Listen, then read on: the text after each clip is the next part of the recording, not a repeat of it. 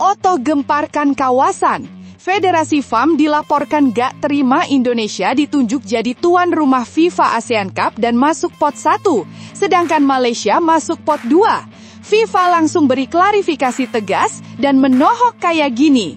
Fans timnas dipastikan sangat bangga dengarnya. Benarkah? Ini baru top Marco Top. Coach Nova dengan sangat tegas dan keras akui timnas U17 Indonesia tatap Piala Dunia U17 2025 dengan penuh keyakinan. Mari kita buktikan, negara yang kata antek-antek Belanda tak pantas masuk Piala Dunia ini bisa bersaing dan bikin bangga rakyat Indonesia. Super cerdas dan brilian. Raih hasil mengagumkan selama laga uji coba. Media ternama ini berikan analisis mengejutkan soal timnas U17 Indonesia di Piala Dunia U17 2025. Benarkah akui skuad Indonesia sengaja tak keluarkan skema terbaiknya demi kecoh semua lawan di fase grup? Simak penjelasannya di sini. Nah, ini dia yang ditunggu.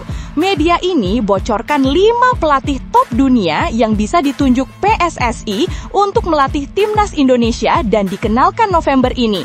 Salah satunya pernah jadi pelatih Cristiano Ronaldo. Fans timnas auto bahagia dengarnya. Simak ulasannya berikut ini.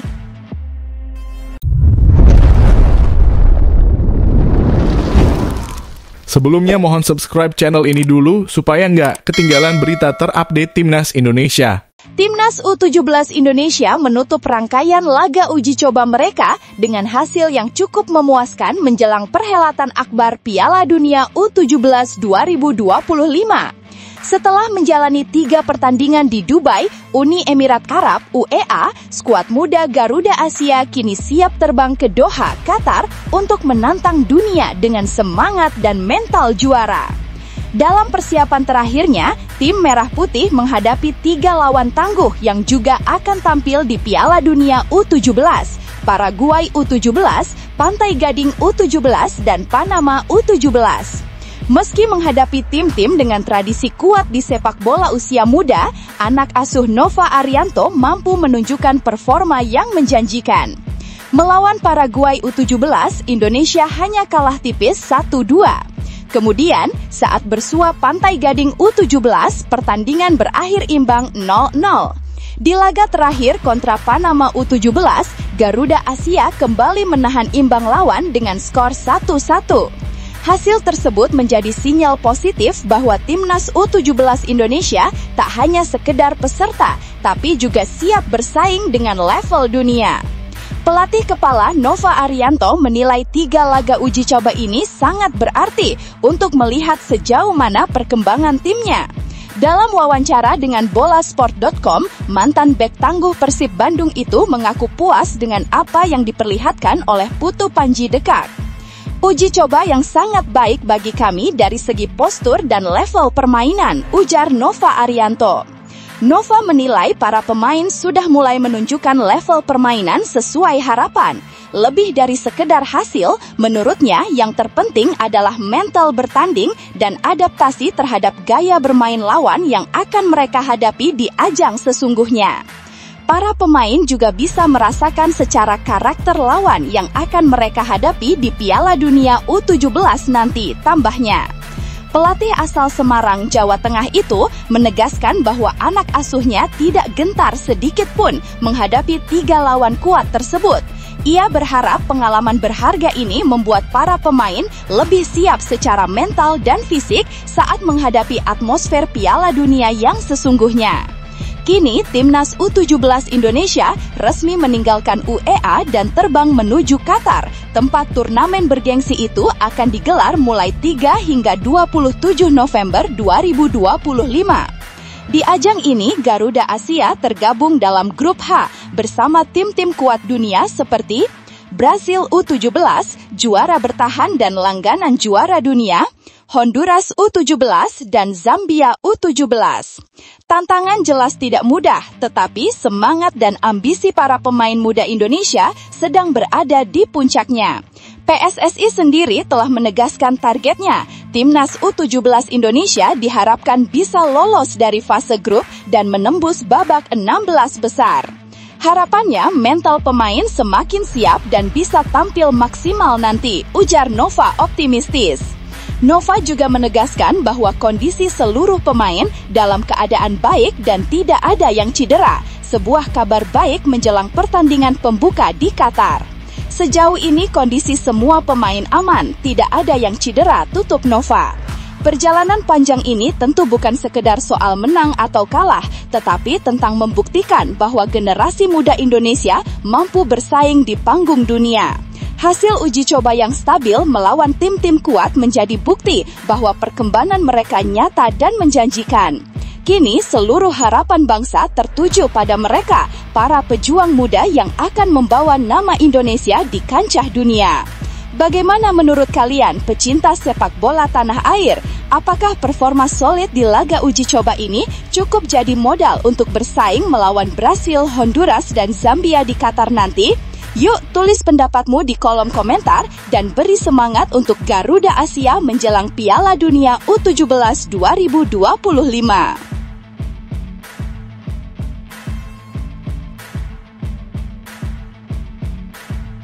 Super cerdas dan brilian. Raih hasil mengagumkan selama laga uji coba. Media ternama ini berikan analisis mengejutkan soal Timnas U17 Indonesia di Piala Dunia U17 2025.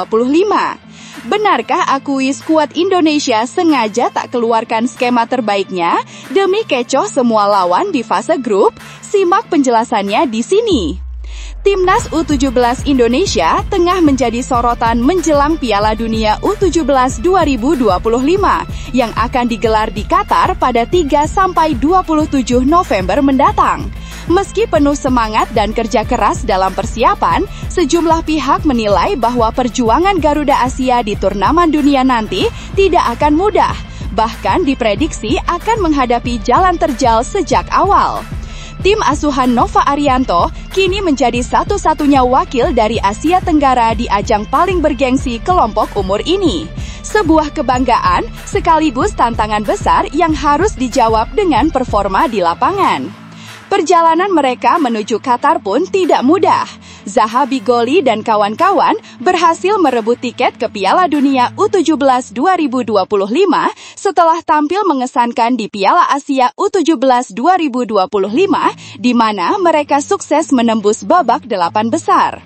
Capaian tersebut membuktikan bahwa Indonesia punya potensi besar di level usia muda, meski kini mereka akan menghadapi lawan-lawan dengan kualitas yang jauh lebih tinggi.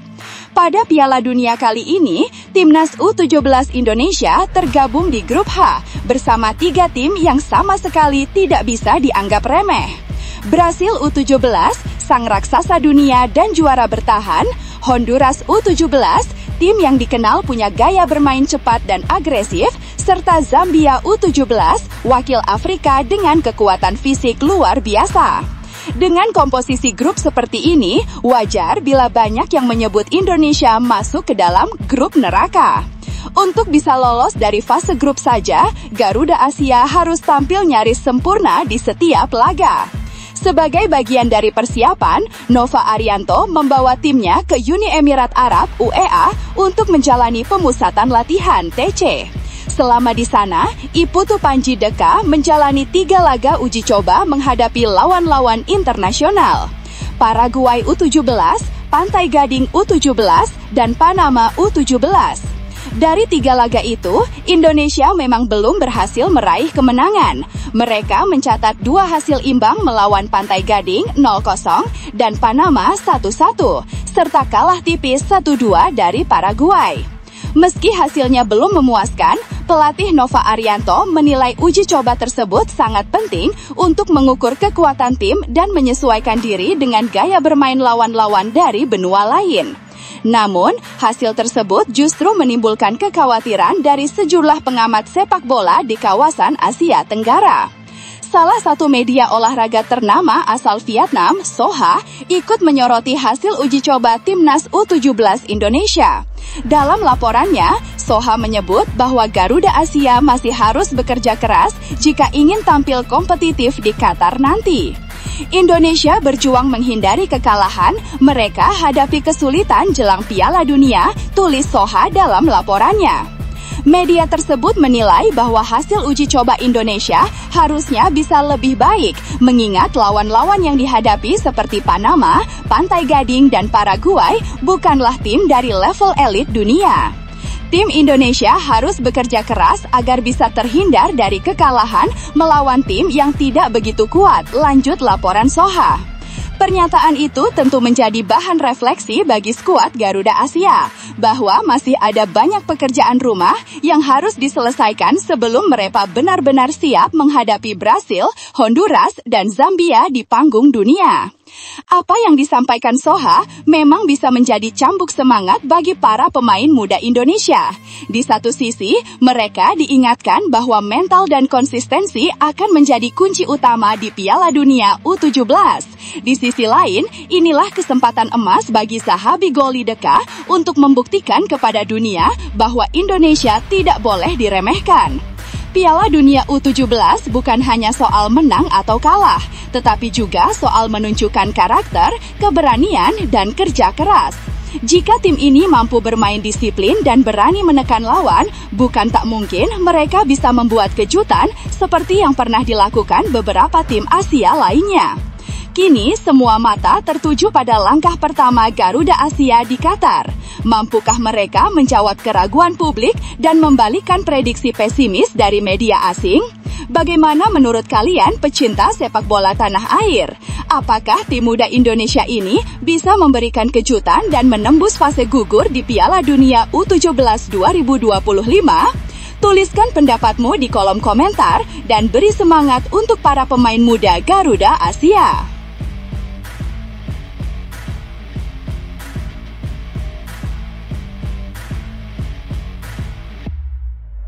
Oto gemparkan kawasan. Federasi FAM dilaporkan gak terima Indonesia ditunjuk jadi tuan rumah FIFA ASEAN Cup dan masuk pot 1, sedangkan Malaysia masuk pot 2. FIFA langsung beri klarifikasi tegas dan menohok kayak gini. Fans timnas dipastikan sangat bangga dengarnya. Benarkah? Drama seeding FIFA ASEAN Cup yang menempatkan Indonesia di pot 1 bersama Thailand dan Vietnam, sementara rival abadi Malaysia harus puas di pot 2, ternyata lebih dari sekadar polemik. Ini adalah deklarasi terbuka dari Federasi Sepak Bola Internasional FIFA bahwa mereka menggunakan tolok ukur yang baru dan radikal, jauh melampaui peringkat FIFA yang bersifat statis. Media-media besar di kawasan melabeli insiden ini sebagai the FIFA's policy shift, pergeseran kebijakan FIFA yang memberikan tamparan keras bagi Federasi Sepak Bola Malaysia (FAM) dan memberikan kehormatan besar bagi Indonesia. FAM melalui Hamidin Mohad Amin dilaporkan mengajukan protes formal ke markas FIFA di Zurich, menekankan bahwa peringkat FIFA terbaru menunjukkan Malaysia sedikit unggul. Namun, FIFA membalas dengan 4 kriteria pembanding yang sangat tajam dan objektif yang intinya membuktikan bahwa kualitas kuat, performa di tekanan tinggi, dan potensi pasar Indonesia tak tertandingi. Kriteria penilaian FIFA: prestasi di turnamen Asia terakhir, di mana Indonesia lolos ke 16 besar Piala Asia. Konsistensi di kualifikasi dunia, lolos ke round 4 kualifikasi Piala Dunia 2026. Nilai pasar skuad 650 miliar lebih, nilai tertinggi di ASEAN, didorong oleh pemain grade A dari Eropa. Potensi komersial, sponsor, dan tuan rumah utama edisi perdana, menarik sponsor global seperti Qatar Airways dan Hyundai. Ini adalah kemenangan kualitas kuat melawan kuantitas kemenangan di laga kecil. Indonesia menunjukkan ketangguhan melawan tim-tim top 50 dunia di Piala Asia dan kualifikasi dunia, sementara Malaysia hanya mengumpulkan poin dari tim-tim dengan peringkat di bawahnya.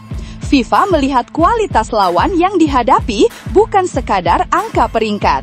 Keputusan FIFA mengundang Brasil, Jepang, Iran, Uzbekistan, dan Australia dilaporkan terkait erat dengan penunjukan Indonesia sebagai top seeding. Para petinggi FIFA menyadari bahwa untuk menarik timnas Brasil, tim dengan nilai pasar tertinggi di dunia, mereka harus menjamin turnamen yang profesional, aman, dan memiliki fanbase masif. Presiden PSSI, Erick Thohir, bisa memainkan peran krusial di balik layar. Dengan penunjukannya di Komite Stakeholder Sepak Bola Putra FIFA dan hubungan baiknya dengan Gianni Infantino, PSSI berhasil menjual narasi bahwa Indonesia adalah jantung sepak bola ASEAN. Stadion di Indonesia adalah Kolosseum yang menjamin atmosfer kelas dunia. Kehadiran 5 raksasa Piala Dunia ini yang secara implisit adalah bonus dari kepercayaan FIFA kepada Indonesia membuat kemarahan FAM terlihat semakin kecil dan kurang relevan. Isu yang paling menggemparkan dan menarik perhatian media-media investigasi adalah dugaan bahwa FIFA ASEAN Cup adalah awal dari operasi pembersihan yang digagas FIFA di kawasan Asia Tenggara. Selama bertahun-tahun, sepak bola Indonesia dililit isu mafia skor di liga domestik dan sering merasa dirugikan dalam turnamen-turnamen regional di bawah naungan AFF. Dugaan kecurangan wasit, pengaturan hasil pertandingan, dan intervensi non-teknis kerap menjadi narasi gelap yang menghantui timnas Indonesia, menghalangi mereka meraih gelar juara regional. FIFA, di bawah kepemimpinan Gianni Infantino, ingin menancapkan kuku kekuasaan yang bersih di ASEAN. Dengan meluncurkan FIFA ASEAN Cup, mereka mengambil alih kendali penuh dari turnamen regional sebelumnya. Memprioritaskan Indonesia di pot 1, yang notabene adalah negara yang paling menderita akibat mafia regional, adalah sebuah sinyal politik. Ini adalah pembersihan, memberikan kembali hak kepada Indonesia sebagai raja populer ASEAN, sekaligus mengancam eksistensi pihak-pihak yang dinilai bermain kotor di masa lalu. Kasus-kasus skandal integritas yang baru-baru ini melanda beberapa federasi Asia Tenggara semakin menguatkan dugaan ini. Langkah gila FIFA ini bukan hanya soal sepak bola, tetapi tentang integritas, ekonomi, dan keadilan di ASEAN. Indonesia telah terpilih sebagai wajah baru sepak bola yang jujur dan menjanjikan, dan pot 1 adalah simbol pengakuan tersebut. Artikel ini merupakan berita imajinatif yang dikutip dari beberapa media nasional, untuk kebenarannya masih dipertanyakan.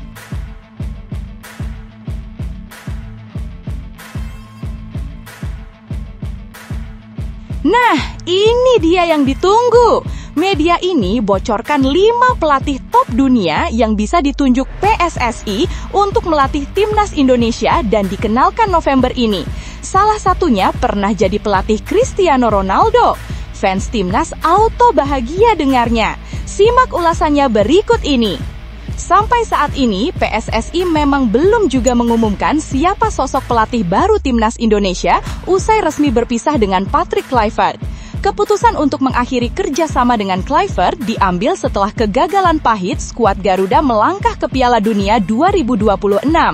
Situasi ini pun langsung memicu gelombang spekulasi.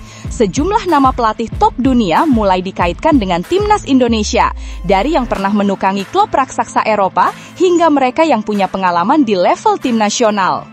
Menariknya, selain nama-nama yang sudah ramai diberitakan, PSSI sebenarnya masih memiliki banyak pilihan lain. Ada beberapa pelatih dunia dengan rekam jejak luar biasa yang kini tengah menganggur, alias belum menangani klub atau tim manapun. Siapa saja mereka? Yuk kita bahas 5 di antaranya dan coba bayangkan siapa yang paling cocok jadi juru taktik baru Garuda. 1. Roberto Mancini. Sosok pertama yang patut dilirik PSSI adalah Roberto Mancini. Pelatih asal Italia ini saat ini tengah bebas kontrak setelah dipecat dari timnas Arab Saudi pada 2024. Kalau bicara soal kualitas, tak perlu diragukan lagi. Mancini punya daftar prestasi yang panjang, membawa timnas Italia menjuarai Euro 2020, mengantarkan Manchester City juara Liga Inggris 2011-2012 dan Piala FA 2010-2011, serta membawa Inter Milan 3 kali berturut-turut juara Serie A. Yang menarik, Mancini juga sudah sempat merasakan kekuatan Garuda. Ia pernah berhadapan langsung dengan timnas Indonesia saat masih melatih Arab Saudi, dan kala itu laga berakhir dengan skor 1-1. Mungkin saja pengalaman itu membuat Mancini sedikit banyak mengenal karakter pemain Indonesia. 2. Zinedine Zidane. Berikutnya ada nama besar yang tak asing di telinga pecinta sepak bola, Zinedine Zidane. Legenda hidup Prancis ini belum kembali melatih sejak berpisah dengan Real Madrid pada 2021. Meski baru pernah menangani satu klub, kiprah Zidane di kursi pelatih sungguh luar biasa.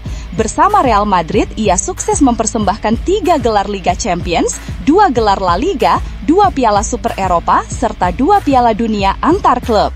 Prestasi luar biasa itu membuktikan bahwa Zidane bukan hanya maestro di lapangan, tapi juga di pinggir lapangan. Bayangkan saja, jika pelatih sekelas Zidane duduk di bangku pelatih Garuda, atmosfer sepak bola Indonesia bisa jadi berubah total. 3. Louis van Gaal. Nama Louis van Gaal bahkan sudah sempat dikaitkan langsung dengan timnas Indonesia. Rumor ini mencuat setelah media Inggris, The Touchline, mengabarkan bahwa Van Gaal akan membuat pengumuman mengejutkan pada konferensi pers Senin 20 Oktober 2025. Van Gaal bukan nama sembarangan. Ia punya pengalaman melatih klub dan tim nasional papan atas dunia, mulai dari Ajax Amsterdam, Manchester United, Bayern Munich, hingga timnas Belanda. Dengan gaya kepelatihannya yang disiplin dan tegas, Van Gaal dikenal sebagai sosok yang mampu membangun sistem permainan jangka panjang. Mungkinkah ia adalah figur yang bisa membawa Indonesia ke level baru? 4. Park Hang-seo. Tak kalah menarik, ada Park Hang-seo, pelatih asal Korea Selatan yang pernah menjadi figur legendaris di Vietnam. Sejak berpisah dengan timnas Vietnam, Park belum kembali melatih tim manapun.